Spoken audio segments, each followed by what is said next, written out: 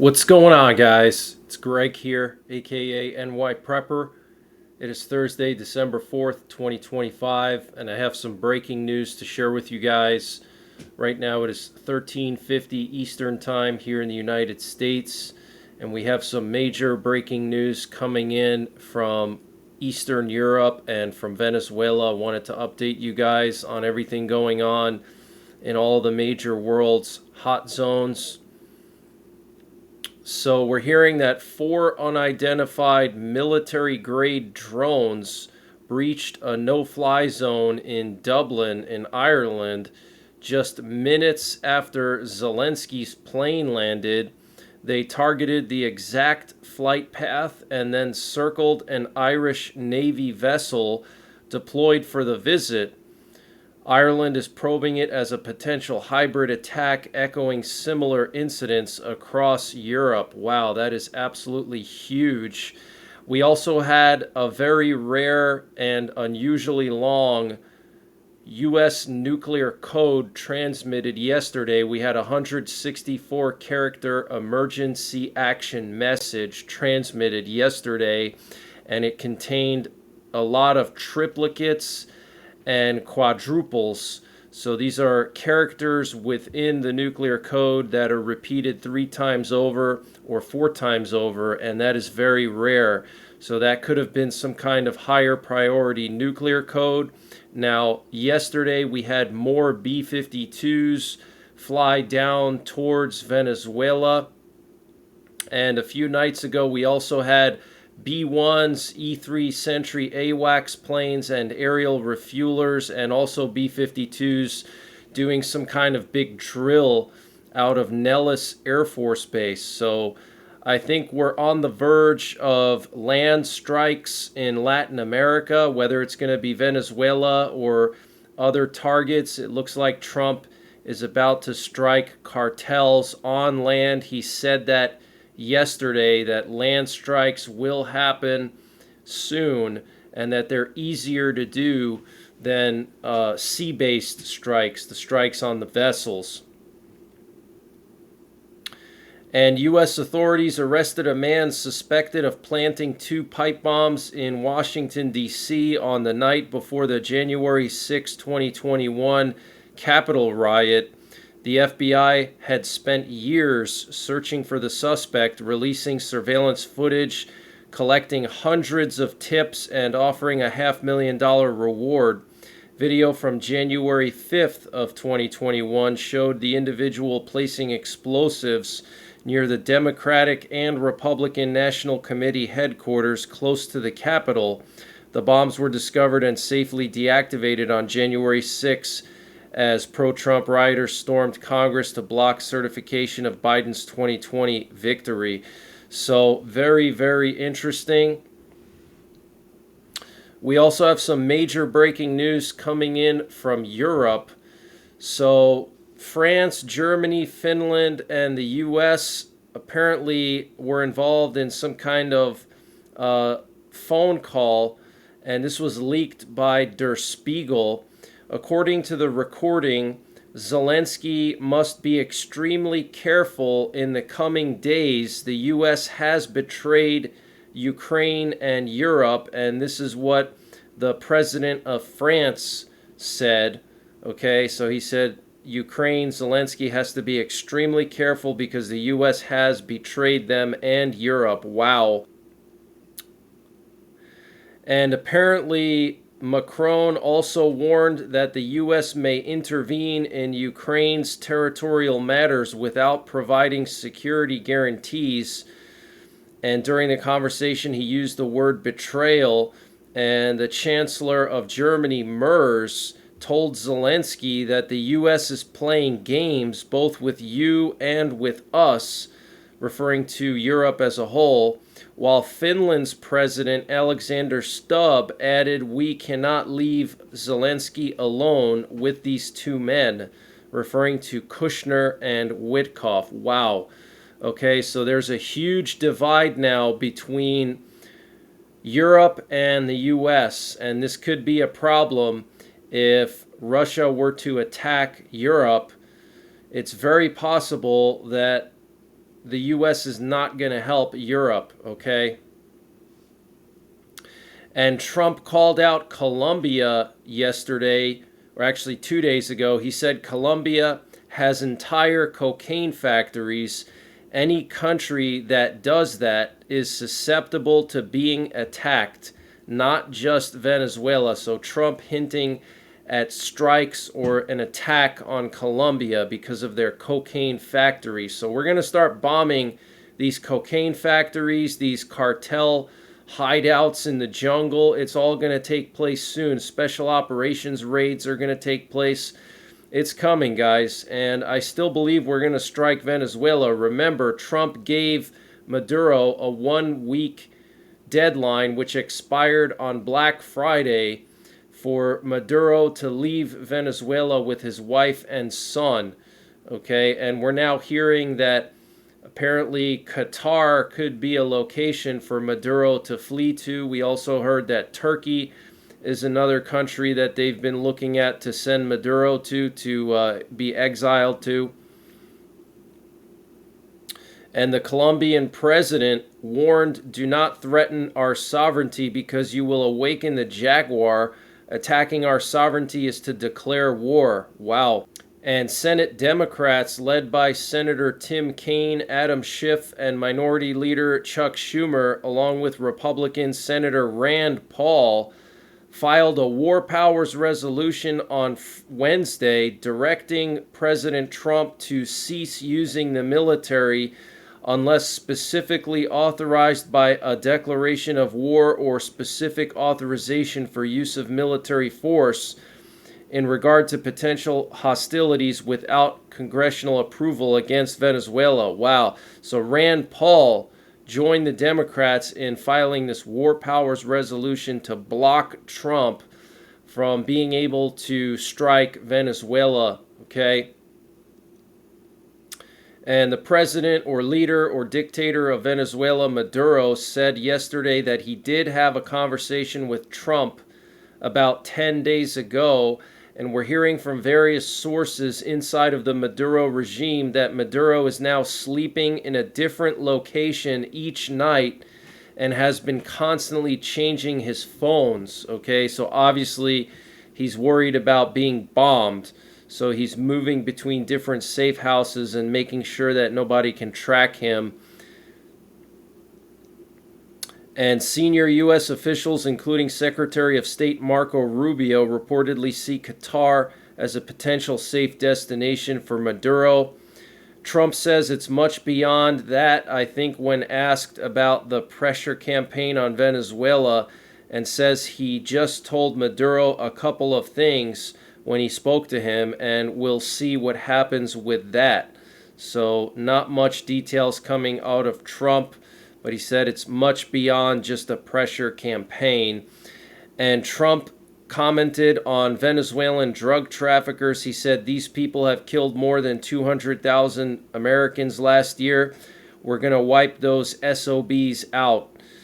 And the U.S. Department of State renewed its Level 4 Do Not Travel advisory for Venezuela. This is the highest travel warning level, urging Americans to avoid all travel and to leave immediately. And Copa Airlines becomes another airline that has suspended flights to Caracas, the capital of Venezuela.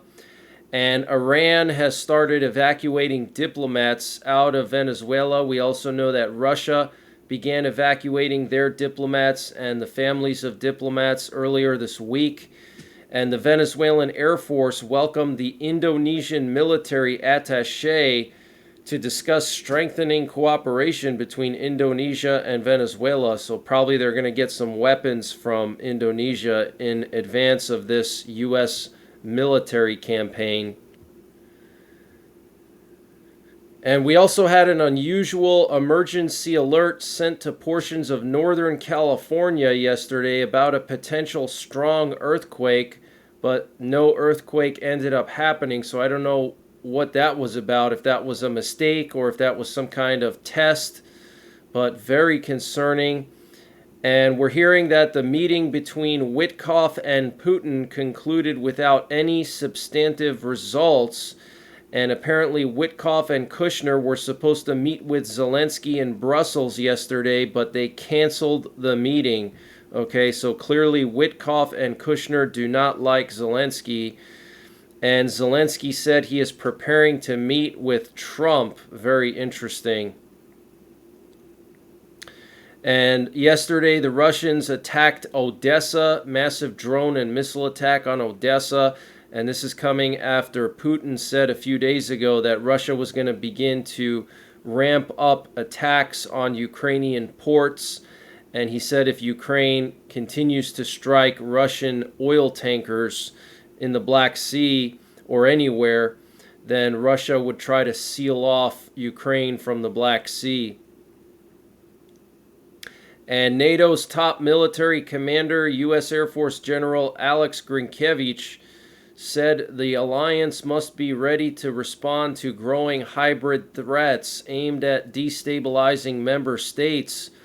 These tactics include cyber attacks, disinformation, infrastructure sabotage, drones, and irregular forces are increasing across Europe, he warned during a briefing at NATO's military headquarters in Belgium.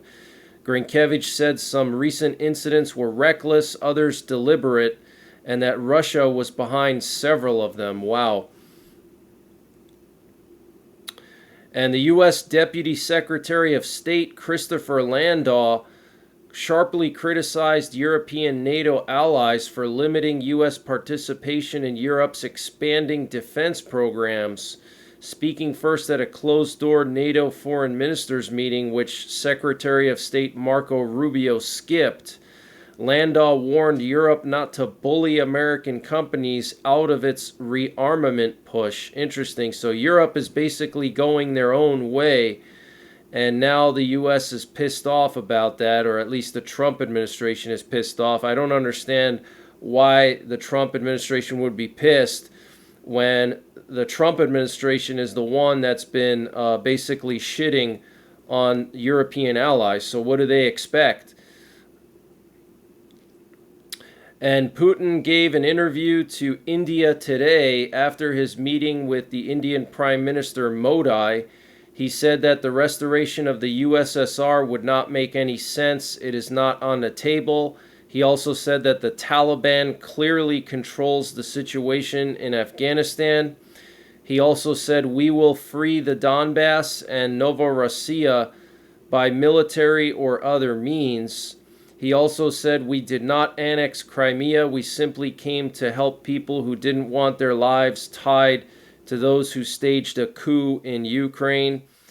He also said our special military operation is not the start of a war, but rather an attempt to end one that the West ignited using Ukrainian nationalists. So Putin sticking to his typical talking points, saying that Russia liberated Crimea, saying that the West was involved in this coup attempt in 2014. So Putin hasn't changed his stance at all. And when Putin was asked about the meeting with Witkoff, Putin sounded unhappy. He said, I doubt it would interest you to hear about it as it lasted 5 hours. Frankly, even I grew weary of it. 5 hours is too much. Wow. Okay, so Putin taking a dump on Witkoff, even though Witkoff has been kissing Putin's feet, basically, and has been serving Putin. So very, very interesting. And the UK and Norway signed a defense pact that will see them operate as a combined fleet to hunt Russian submarines in the North Atlantic. And Israel will complete delivery of the Arrow 3 anti-ballistic missile system to Germany this week, marking the first time another nation gains independent access to the interceptor. The deal, Israel's largest ever defense export, was signed 2 years ago and is valued at more than 3.6 billion euros, covering launchers, missiles, and radar systems. Wow. So that's pretty interesting.